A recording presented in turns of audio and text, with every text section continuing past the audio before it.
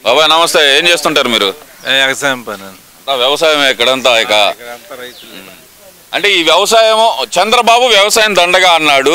మరి అలాంటి చంద్రబాబు ఈరోజు అధికారంలోకి వచ్చారు. మరి చంద్రబాబు అధికారంలోకి వచ్చిన తర్వాత మీకు వ్యవసాయం దండగలాగా అనిపిస్తుందా ఈ 100 రోజుల్లో? పంట అంటే ఇప్పుడు వేసింది పంట ఇప్పుడు ఇంతలో పండింది ఎప్పుడు, దండగ వచ్చేది ఎప్పుడు? అది వేస్తుంది ఇప్పుడేగా, అంత 2 నెలలు అవ్వాలి, ఇంకా మిరదాట్లే స్టార్ట్ కాల.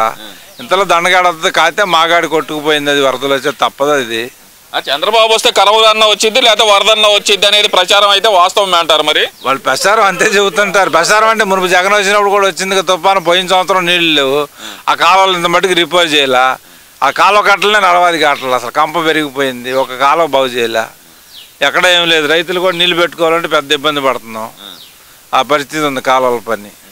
మరి ఇప్పుడు వచ్చి చంద్రబాబు వచ్చి 100 రోజులు అవుతుంది, కూటమి ప్రభుత్వం అధికారంలోకి వచ్చి. ఈ 100 రోజుల్లో ఈ ప్రభుత్వం ఏదైనా సరే రైతుల గురించి ఆలోచించింది అనుకోవచ్చు అంటారా? రైతుల గురించి ఆలోచిస్తే మొదలు పథకం ఇస్తానంటున్నాడు, ఇంకా 10 రోజుల్లో 20 రోజుల్లో అవి ఇచ్చినా ఎందుకు ఆలోచించట్లే. ఆయన 24 గంటలు అదే పనిలో ఉన్నాడు. అవి ఇద్దామని మన వరదల్లో పడ్డాడు, దానితో పడతాం 15 రోజులు పట్టింది, ఇంకా దీంతో మాట్లాడుతున్నాడు ఆయన. అంటే ఇది వరదల సంగతి పక్కన పెడితే కనుక చంద్రబాబు ఇస్తానన్న హామీలు ఇవ్వకుండా రైతుల్ని మోసం చేశాడు, చిన్నపిల్లల్ని మోసం చేశాడు, పిల్లల తల్లుల్ని మోసం చేశాడు అనేది జగన్మోహన్ రెడ్డి చేస్తున్న ఆరోపణ. మరి దానికి ఏమంటారు? ఇవ్వకుండా ఎట్టుంటాడండి, అంతా వచ్చి 90 రోజులు వాడు ఇచ్చినప్పుడు 7 నెలలకో 8 నెలలకో ఇచ్చాడు.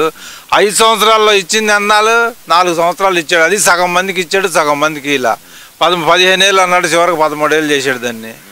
అవి కూడా కొంతమందికి ఈ ఏడు ఇచ్చినాడికి వచ్చే ఏడు రాదు, వచ్చే ఏడు ఇచ్చినాడికి ఈ ఏడు రాదు, ఈ రకంగా చేయడు. ఆ 18 ఏళ్ళ అంతే చేశాడు. ఒక్కొక్కరికి 3 సంవత్సరాలు వచ్చినాయి, ఒక్కొక్కరికి 1 సంవత్సరం వచ్చినాయి, అట్లా ఇచ్చాడు డబ్బులు. ఆయన ఏంది నేను ప్రతి కుటుంబానికి 2,50,000 పైన నేను సాయం చేశానని చెప్పి జగన్మోహన్ రెడ్డి చెప్తున్నాడు. మన పల్లెటూళ్ళకి వస్తే జనాన్ని అడిగితే వాళ్ళే చెబుతారు, వాడు ఆడ కూర్చొని మాట్లాడితే ఎట్ట కుదిరిద్ది. ఈ జగన్ ఇక్కడికి వచ్చి లేబర్లో ఎంక్వైరీ చేస్తే ఒక్కొక్కరికి ఎన్ని పథకాలు వచ్చినాయి వాళ్ళే చెబుతారు. ఏం రాలేదంటారా? మరి ఆ డబ్బులన్నీ ఏమైపోయినాయి అంటారు? 2,70,000 కోట్లు మరి ఏమైపోయినాయి? మరి వాటిల్లో సగం కూడా పంచి ఉన్నాడు జనానికి, వాటిల్లో సగం కూడా పంచి ఉంటాడు. అదే చదువుతులే 3 సంవత్సరాలకు ఒకసారి వీళ్ళకి వస్తే ఒకసారి వాళ్ళకి రాదు, ఒకసారి వీళ్ళకి వస్తే ఒకసారి వాళ్ళకి రాదు.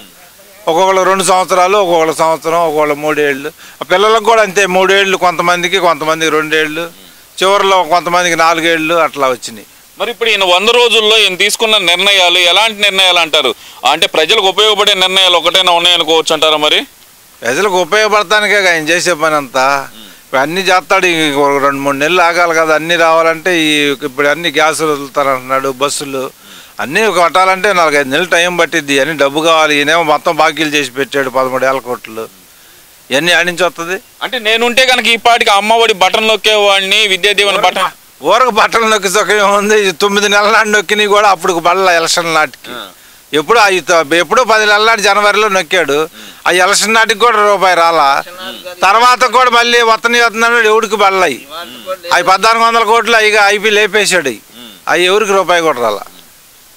ఏంది మరి ఇప్పుడు ఏ ధీమాతోటి మరి జగన్మోహన్ రెడ్డి చెప్తున్నాడు కదా నేనుంటే బటన్ నొక్కేవాడిని, చంద్రబాబు నాయుడు మమ్మల్ని నొక్కుతున్నాడు తప్పితే ప్రజలను పట్టించుకోవట్లేదు అంటున్నాడు కదా. మరి ఏంది ఆయన బటన్ నొక్కేది? ఊరకు కూర్చొని ఎవడైనా బటన్ నొక్కుతాడు, బటన్ నొక్కుతా డబ్బులు లేకుండా బటన్ నొక్కేది సుఖం. ఊరకు బటన్ నొక్కానని ఆడొక కర్నూలులో ఒక మీటింగు, అనంతపురంలో ఒక మీటింగు, ఈ తెనాలిలో ఒక మీటింగ్ పెడతాడు, ఇటు పోతే వైజాగ్లో ఒక మీటింగ్ అంటాడు, ఆడొకటి పెట్టి ఇవన్నీ ఎవడు చచ్చిపోయాడో చూస్తా అంటాడు, వాడి దగ్గరకు పోతాడు. అది కూడా మొన్న ఓడిపోయినాకే, అంతకుముందు ఎవడికన్నా 1 రూపాయి ఇచ్చాడా? ఎంతమంది చచ్చిపోయినా 1 రూపాయి ఆడన్నా ఇచ్చింది చెప్పండి ఎక్కడన్నా సరే. అంటే ఈ ప్రభుత్వం వచ్చింది మా మీద కక్ష సాధింపు కోసమే కానీ ప్రజలకు మంచి చేయడానికి కాదు, కూటమి ప్రభుత్వం చేస్తుంది అంటున్నారు కదా. మరి జగన్మోహన్ రెడ్డి అంటున్నాడు, మరి వైసీపీ నాయకులు అంటున్నారు, మరి దాన్ని ఎలా చూడాలంటారు? ఎవరి మీద ఆయన కక్ష తీర్చుకుంటున్నాడు?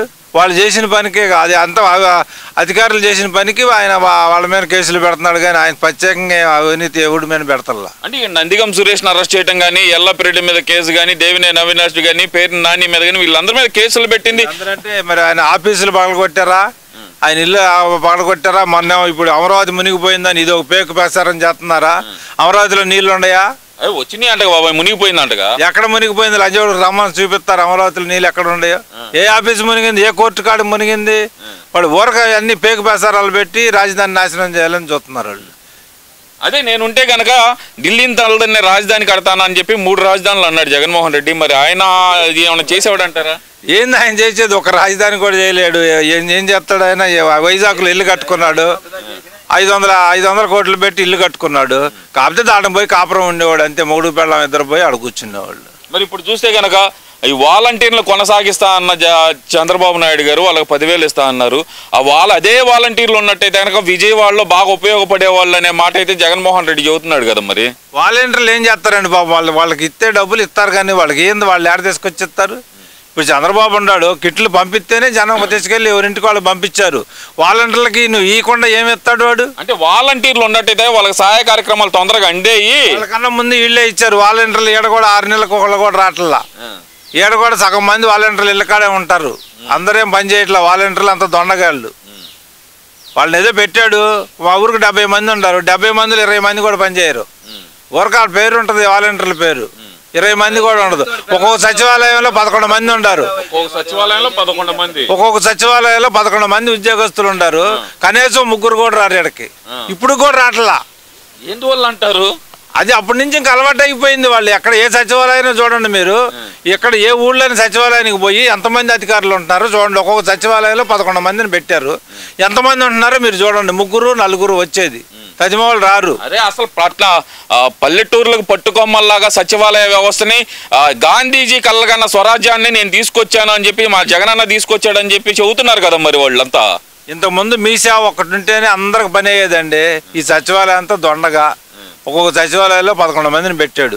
వాళ్ళు ఏముంది పని ఆడ? ఏం చేయడానికి వాళ్ళు ఇదిగో పలానా పని చేస్తున్నాం అని చెప్పమనండి వాళ్ళని. సరే ఇదంతా ఓకే బాబాయ్, నేను మళ్ళీ అధికారంలోకి వస్తాను. ఈ రోజు ఎవరైతే గనక ఇక్కడ తప్పు ఎవరైతే గనక మా మీద ఎగబడుతున్నారో వాళ్ళందరిని అరెస్ట్ చేసి గుంటూరు జైల్లో వేస్తాను అంటున్నాడుగా మరి జగన్మోహన్ రెడ్డి. గుంటూరు జైల్లో వేస్తాడో అసలు ఆయన ఉంటేనేగా బయట మమ్మల్ని వేయటానికి. ఇంకా అది కాదు, వాడు బయట ఉంటేనేగా. ఇంకా ఆడి పార్టీ ఇంకా లేదు, అయిపోయింది ఆయన సీను. మరి చంద్రబాబు ఇప్పుడు సంక్షేమ పథకాలు ఏం అమలు చేయటం లేదు. ఆయన జీవితంలో అమలు చేయలేడు. ఆయన చెప్పేదంతా అబద్ధాలే అనే మాట జగన్మోహన్ రెడ్డి ప్రచారం చేస్తున్నాడు. మరి ఆ ప్రచారాన్ని ఎలా చూడొచ్చు అంటారు? మరి మొత్తం 2 నెలల్లో మొత్తం ఇచ్చేస్తాడు. 2-3 నెలల్లో 200 రోజుల ఏళ్ళకి ఎన్ని పథకాలు ఆయన చెప్పాడో మొత్తం ఇచ్చేస్తాడు. ఏం ఆపడు. 5 సంవత్సరాలు శుభ్రంగా ఇస్తాడు. వాళ్ళలాగా కొంతమందికి సగం మందికి ఇచ్చి సగం మందికి ఇవ్వకుండా అట్లేం చేయడు. ఆయన మొత్తం ఇచ్చేస్తాడు. మరి ఇక్కడ చూసుకుంటే కనుక సవాళ్ళు చేస్తున్నారు కదా ఎవరు, కాసు మహేష్ రెడ్డి అంటున్నాడు కదా 2,40,000 రేషన్ కార్డులు అప్లికేషన్లు పెండింగ్ ఉన్నాయి, వాటి సంగతి తేల్చండి అంటున్నాడు కదా. మరి 2,40,000 కార్డులు పెండింగ్ ఉన్నాయి అంటే కనుక గత ప్రభుత్వం మరి ప్రతి ఒక్కరికి నేను సేవ చేశాననే మాట ఎలా చెప్తున్నారంటారు? మరి 2,40,000 పెండింగ్ ఉంటే వాళ్ళు ఎందుకు ఇలా వాళ్ళు ఇవ్వచ్చుగా. వాళ్ళు ఒక కార్డు, కొత్త కార్డు ఏమన్నా 5 సంవత్సరాల్లో ఒక్క కార్డు ఇచ్చారని చెప్పమనండి. ఏ ఊళ్ళో అన్నా కానీ కొత్త ఎక్కడా కూడా వాళ్ళు 5 ఏళ్లలో ఒక్క కార్డు చూపెట్టమని కొత్తవి మేము ఇచ్చాము, ఇది ఈ ఊరికి 10 కార్డులు, ఈ ఊరికి 10 కార్డులు చెప్పమని.